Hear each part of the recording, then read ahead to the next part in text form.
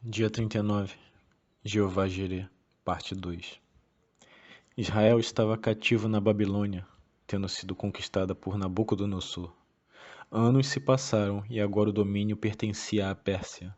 O rei Artaxerxes governava sobre vários reinos, e um deles era o do povo de Deus. Como escravos e cativos, os destinos foram diversos. Daniel, Misael, Ananias e Azarias, por exemplo, serviram como sábios do rei, ocupando posições importantes. No entanto, me lembro de um servo, um copeiro do rei. Seu nome era Neemias. Fico pensando na situação dele. Não vou começar dizendo, sim, naquela época. Absolutamente. Ainda hoje, há presidentes de superpotência que precisam de homens para testar e experimentar seus alimentos, bebidas e às vezes até o próprio guardanapo. Existem líderes e autoridades que atualmente têm seu sangue testado após viagens com comitivas a outros países. Sim, Neemias era o copeiro do rei, acompanhava-o e estava sempre por perto para servi-lo. Caso algo servido ao rei estivesse contaminado, ele seria a vítima em seu lugar. Certa ocasião, Neemias teve um encontro com um irmão e perguntou-lhe sobre os judeus que escaparam e sobreviveram ao exílio, e também a respeito de Jerusalém. Quando recebeu a informação e a má notícia, os que restaram estavam lá, passando por grande miséria e tribulação. Sem dúvida alguma, no lugar de Neemias, eu ficaria constantemente triste ao servir a taça ao rei, por conta do grande perigo. Mas isso não acontecia com meu irmão Neemias. Não obstante, certa vez ele se apresentou ao rei com um semblante abatido, e o rei com sabedoria notou: se isso não é doença, é tristeza do coração. Lembro-me dos meus 20 anos. Estava na flor da idade, porém era uma fase repleta de decisões importantes, sejam profissionais, sentimentais ou espirituais. Para qualquer um, é um período de grandes e significativas escolhas. Em meio àquele turbilhão surgiam preocupações com amigos, familiares e até com o próprio time de futebol. E aquele jovem forte desmoronava por dentro, revelando um semblante assustador. Sim, numa bela tarde antes de sair para mais um dia de faculdade, olhei para o espelho. Metade do rosto estava normal, mas a outra metade completamente paralisada. Ao franzir a testa, as poucas rugas que um jovem de 20 anos possui apareciam apenas de um lado do rosto. O outro permanecia imóvel. Um dos olhos começava a ressecar por não piscar, e o simples milagre de piscar é o que mantém os nossos olhos lubrificados. O sorriso antes simétrico agora parecia torto. Não havia forças nos lábios e a fala tornara-se arrastada. Passei por neurologistas, cardiologistas, tomografias e ressonâncias para tentar encontrar a causa física que explicasse o que havia acontecido. Nada, absolutamente nada foi encontrado. Um amigo de família, hoje acredito que seja pastor, era fisioterapeuta e foi até a minha casa. Ao me ver, compadeceu-se. Assim como o rei Artaxerxes percebeu que o problema de Neemias era no coração, não o físico, mas a alma também. Notou minha particular e minha peculiar aparência. Ficamos preocupados e ansiosos, e essas nuances da vida, embora passageiras, tornam-se tijolos que moldam nosso coração.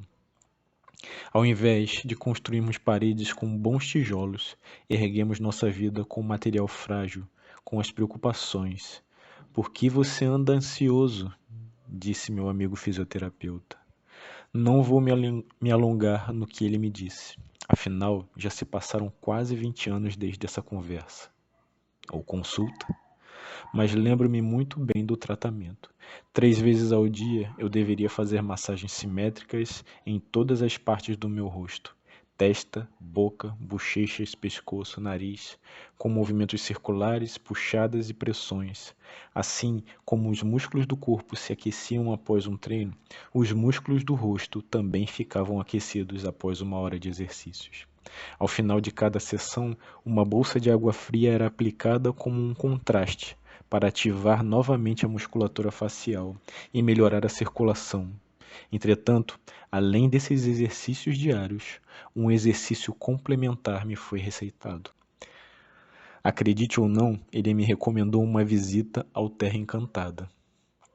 Deixe-me explicar para quem não conhece. O Terra Encantada era um grande parque temático no Rio de Janeiro. Foi inaugurado em 1998 e fechou definitivamente em 2010.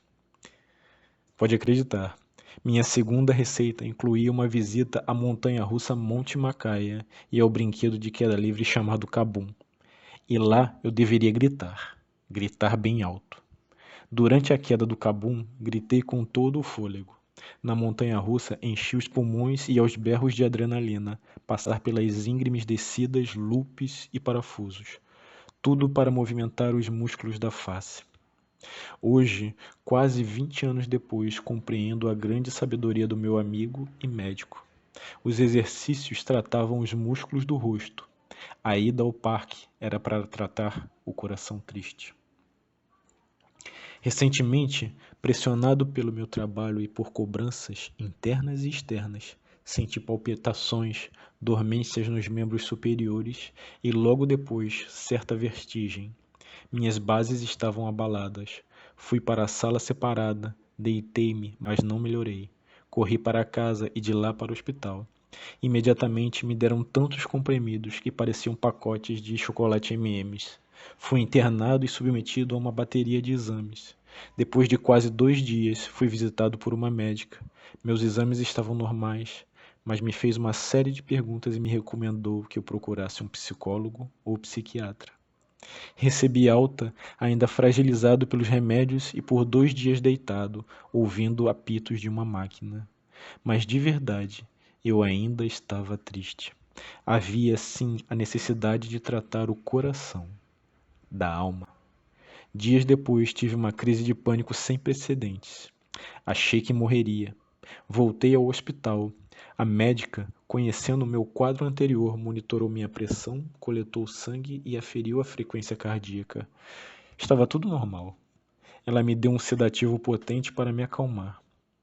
Essa mesma médica recomendou novamente que eu procurasse um psiquiatra ou um psicólogo e me deixou uma receita de lorazepam para emergências.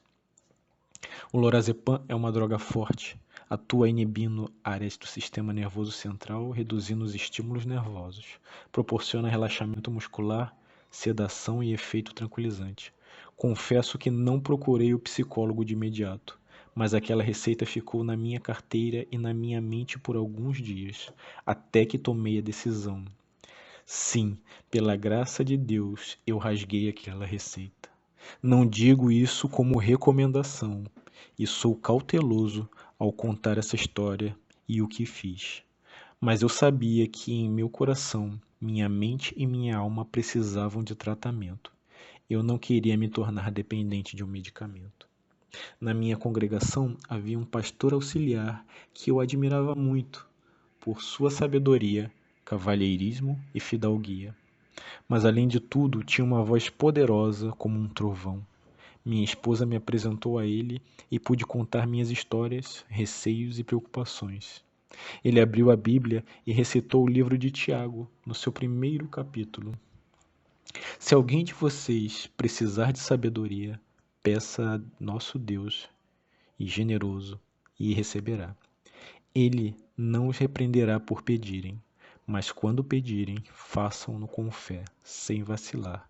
Pois aquele que duvida é como a onda do mar, empurrada e agitada pelo vento, e não deve esperar receber coisa alguma do Senhor.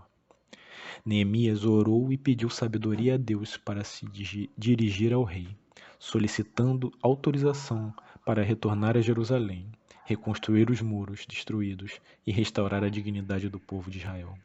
Sua alma começava a ser tratada, a alegria em seu coração começava a voltar. Jesus, além de ser tentado fisicamente em sua necessidade de pão, também foi tentado na alma, no coração.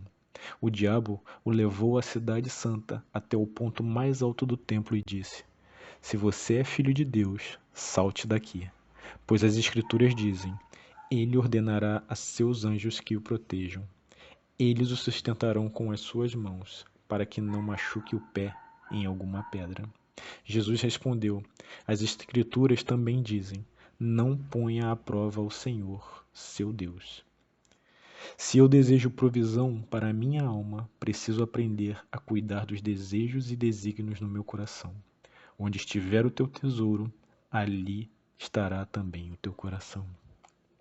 Assim, nesse deserto, após a provisão material, a palavra de Deus, que é o pão da vida, o Jeová Jireh, me oferece a provisão para a alma, a sabedoria que é pura, pacífica e cheia de misericórdia, para que na minha terra prometida eu dê bons frutos para a glória de Deus.